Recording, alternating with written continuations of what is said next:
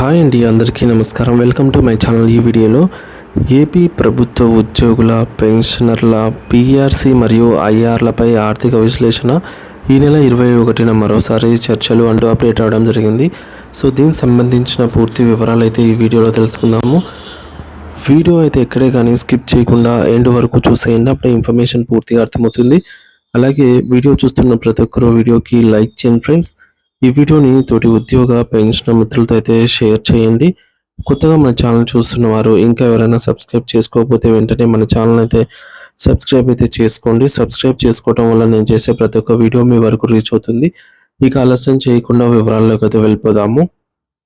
Friends, ఇక విషయానికి వచ్చినట్లయితే ప్రభుత్వాలు మారుతున్నాయి, రాజకీయ పార్టీలు మారుతున్నాయి, కాలం మారిపోతుంది. కానీ ప్రభుత్వ ఉద్యోగి జీవితం మాత్రం 2018 సంవత్సరం దగ్గరే ఒక శిలలాగా స్తంభించిపోయిందని చెప్పాలి.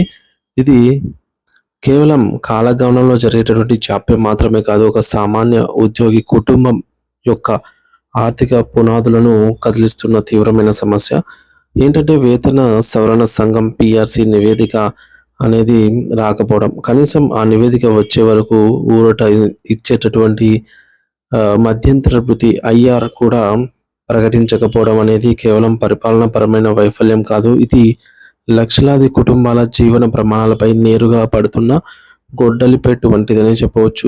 అయితే ఈ పరిస్థితుల ఉద్యోగుల ఆర్థిక స్థితిగతులను మరియు వారి యొక్క సామాజిక హోదాను ఎలా దెబ్బతీస్తుందో గణాంకాలతో సహా విశ్లేషించుకోవాల్సిన అవసరం ఎంతైనా ఉంది. మొదటగా ఆర్థిక కోణంలో చూస్తే ఐఆర్ ప్రకటించకపోవడం వల్ల ఉద్యోగుల్లో జరుగుతున్న ప్రత్యక్ష నష్టం కళ్ళకు కట్టినట్టుగా కనిపిస్తోంది. మధ్యంతర భృతి అనేది కేవలం పిఆర్సీ నివేదిక రావడానికి సమయం పట్టినప్పుడు ఆ గ్యాప్లో ఉద్యోగికి ద్రవ్యోల్బణం నుండి ఉపశమనం కలిగించడానికి ఇచ్చే తాత్కాలిక ఆర్థిక మద్దతు. ఉదాహరణకు 60,000 రూపాయల బేసిక్ పే ఉన్న ఒక ఉద్యోగికి 25% ఐఆర్ కనుక ఇచ్చినట్లయితే ఆయనకు నెలకు అదనంగా 15,000 రూపాయలు అయితే వచ్చేవి. కానీ గత 2 సంవత్సరాలుగా ఐఆర్ అనేది అందకపోవడం వల్ల ఆ ఉద్యోగి సుమారు 3,60,000 రూపాయల నగదును నేరుగా కోల్పోయారు.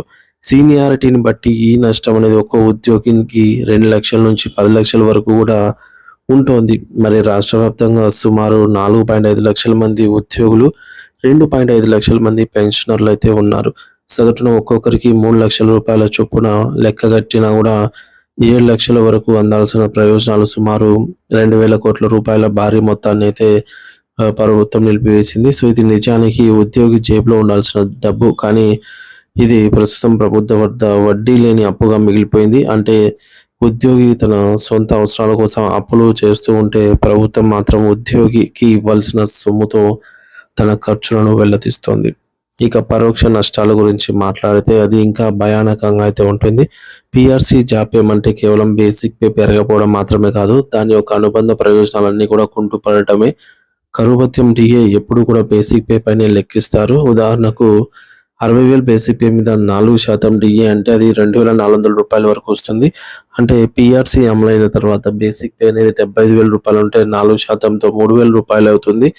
అంటే ప్రతి డిఏ విడతలో కూడా 600 రూపాయల చొప్పున శాశ్వత నష్టం అనేది జరుగుతుంది. అలాగే రిటైర్ అయ్యే వారికి కూడా పెన్షన్ లెక్కింపులో కూడా భారీ కోత అయితే పడుతుంది.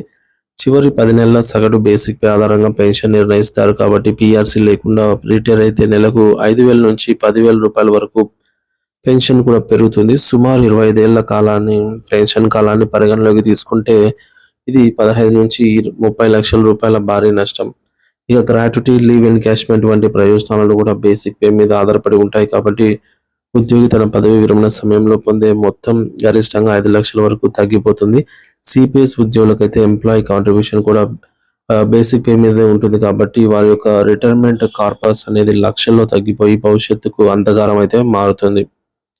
సామాజిక విశ్లేషణ చేస్తే ఇది కేవలం డబ్బుకు సంబంధించిన విషయం కాదు, ఇది ఒక మనిషి గౌరవానికి మరియు కుటుంబ ప్రశాంతతకు సంబంధించినటువంటి అంశము.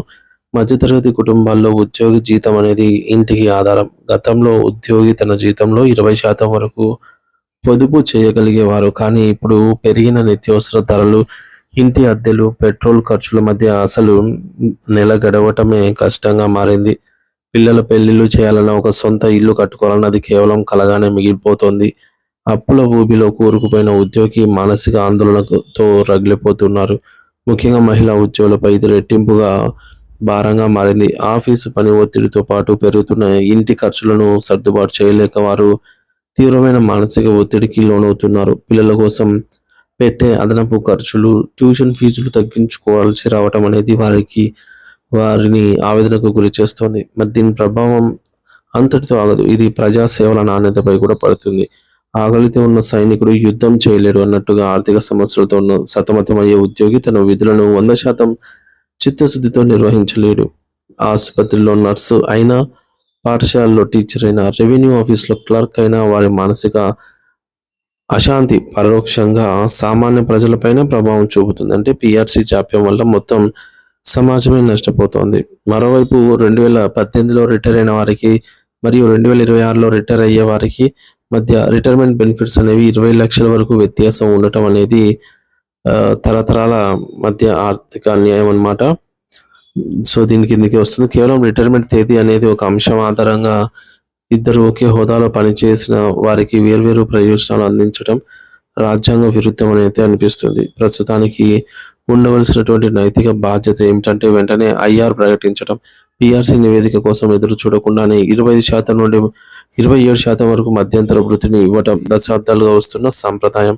1999 నుంచి ప్రతి పిఆర్సీ సమయంలోనూ ఐఆర్ ఇచ్చారు. ఇప్పుడు ఇవ్వకపోవడం అంటే ఆ సంప్రదాయాన్ని ఉల్లంఘించడమే అవుతుంది. మరి 6 నెలల కాల పరిమితిలో ఒక టైం బౌండ్ కమిషన్ వేసి నివేదిక రాగానే అమలు చేయాలి. పెండింగ్లో ఉన్న డిఏలు, మెడికల్ బిల్లులు, లీవ్ ఎన్కాష్మెంట్ బకాయిలను వెంటనే విడుదల చేయాలి. రిటైర్ అయ్యే వారికి నోషనల్ బెనిఫిట్స్ కల్పించి వారికి న్యాయం చేయాలి. ముగింపుగా చెప్పాలంటే ఉద్యోగి సంతోషంగా ఉంటేనే వ్యవస్థ సక్రమంగా నడుస్తుంది. పిఆర్సీ మరియు ఐఆర్ అనేవి ప్రభుత్వం ఇచ్చే ధర్మం కాదు. అవి ప్రభుత్వ ఉద్యోగి తన శ్రమతో సంపాదించుకున్న హక్కు. రాజ్యాంగంలోని ఆర్టికల్ 21 ప్రకారంగా ప్రతి ఒక్క మనిషికి గౌరవంగా జీవించే హక్కు ఉంది. సకాలంలో వేతన సవరణ జరగకపోవడం ఆ హక్కుకు విఘాతం కల్పించడమే. మరి ప్రస్తుతం ఏపీలో ఉద్యోగ సంఘాల జేఏసీ నాయకులతో ప్రభుత్వం జరుపుతున్న చర్చలు ఒక ఆశావహ దృక్పథాన్ని కల్పిస్తూ ఉన్నాయి. ఈ మేరకు మంత్రివర్గ సమాచారం ఇచ్చిన హామీ ప్రకారంగా త్వరలోనే ఐఆర్ ప్రకటన మరియు ఇతర పెండింగ్ బిల్లుల చెల్లింపులు జరుగుతాయని ఉద్యోగ వర్గం 1000 కళ్ళతో అయితే ఎదురు చూస్తోంది. ఉద్యోగి గౌరవాన్ని కాపాడటం అని అంటే అది రాష్ట్ర అభివృద్ధికి పునాది వేయటం అవుతుంది అని చెప్పవచ్చు. సో ఫ్రెండ్స్, ఒకసారి ఈ ముఖ్యాంశాలు చూసుకున్నట్లయితే భారీ నష్టం. ఐఆర్ జాప్యం వల్ల ఒక్కో ఉద్యోగి సుమారు 2 నుండి 10 లక్షల వరకు ప్రత్యక్షంగా నష్టపోతూ ఉన్నారు. ప్రభుత్వానికి వడ్డీ లేని అప్పు. 7 లక్షల మంది ఉద్యోగులు, పెన్షనర్లకు అందాల్సిన దాదాపు 20,000 కోట్ల రూపాయలు ప్రభుత్వం వద్దే ఉండిపోయాయి. శాపంగా మారిన జాప్యం. పిఆర్సీ ఆలస్యం వల్ల బేసిక్ పే పెరగకపోవడంతో డిఏ, పెన్షన్, గ్రాట్యుటీ మరియు లీవ్ ఎన్కాష్మెంట్లలో జీవితాంతం కొంత కోత పడుతుంది. సామాజిక ఒత్తిడి. పొదుపు చేసే స్థాయి నుండి అప్పు చేసే స్థాయికి ఉద్యోగులు దిగజారిపోవటం వల్ల కుటుంబ వ్యవస్థలో అశాంతి నెలకొంది. సేవలపై ప్రభావం. ఆర్థిక ఇబ్బందుల్లో ఉన్న ఉద్యోగి ప్రజాసేవలను పూర్తి స్థాయిలో అందించలేకపోవడంతో సమాజానికి తీరలేని లోటు. నైతిక బాధ్యత. 25 నుంచి 27% ఐఆర్ ప్రకటించడం మరియు కాల పరిమితితో కూడినటువంటి పిఆర్సీ అమలు చేయడం ప్రభుత్వం యొక్క కనీస ధర్మం అని అయితే తెలుస్తోంది.